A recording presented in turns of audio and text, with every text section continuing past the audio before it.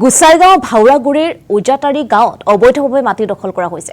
Culvert বন্ধ কৰি অবৈধভাৱে ঘৰ নিৰ্মাণ কৰাৰ অভিযোগ উত্থাপন। ঘৰ নিৰ্মাণৰ বাবে ৩০০ পৰিয়াল জলমগ্ন হৈছে। গাঁওখনৰ প্ৰায় ২০০০ বিঘাৰ কৃষিভূমি বৰ্তমান পানীৰ তলত ডুব যায়। গাঁৱৰ ৩০০ পৰিয়ালৰ বাসগৃহ আৰু শিক্ষানুষ্ঠান জলমগ্ন হৈ আছে। কৃষি বিভাগৰ অধীনস্থ কৃষিভূমিত অনুমতি নোলোৱাকৈ ঘৰ নিৰ্মাণ কৰাৰ অভিযোগ। নুৰ ইছলাম, ৱাহেজ আলী আৰু ৰেজিয়া বিবিয়ে কালভাৰ্ট বন্ধ কৰি ঘৰ নিৰ্মাণ কৰাৰ অভিযোগ উত্থাপন হৈছে।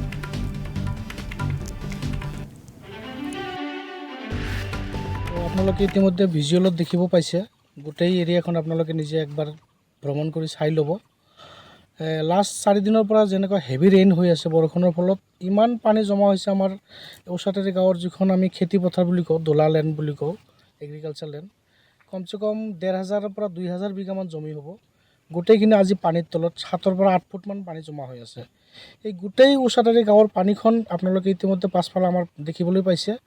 এটা মানে কেনেল আছিলে, কালভাৰ্ট আছিলে, একচুৱেলি কেনেলো নহয়, কালভাৰ্ট লেন আছিলে। এইখিনি এইফালেদি পানীখন গোটেই গাঁৱৰ পানীখিনি এইফালে ওলাই গৈছিলে।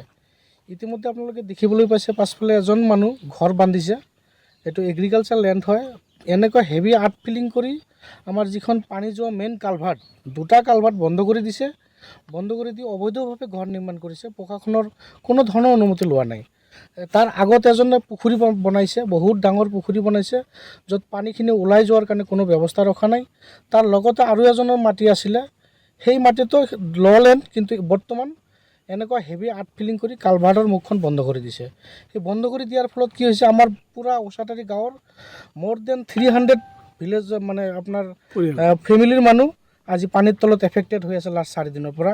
বৰ্তমান আপোনালোকে জানে কঠীয়া ছিজন, শালি ধানৰ ছিজন, মেক্সিমাম মানুহৰ কঠীয়াখিনি পানীৰ তলত পৰি আছে আজি 4 দিন হ'ল।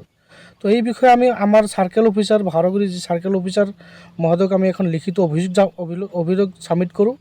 সেই মৰ্মে সিহঁতে ফিল্ডত আহি তদন্ত কৰে। আমাৰ লোকেল গাঁওবুঢ়া, VCDCৰ অধ্যক্ষ, সিহঁতক দায়িত্ব দিয়ে আপোনালোকে বুজাই কিনে কেনেলটো ক্লিয়াৰ কৰি দিব লাগে মানুহখিনিৰ লগত কথা পাতি। সেই মৰ্মে এখন গাঁৱত সভা হয়, VCDCৰ অধ্যক্ষ আৰু গাঁওবুঢ়া আৰু গাঁৱৰ ৰাইজে বহি কিনে সেই যি 3জন মানুহে মানে আৰ্ট ফিলিংটো কৰিছে, সেই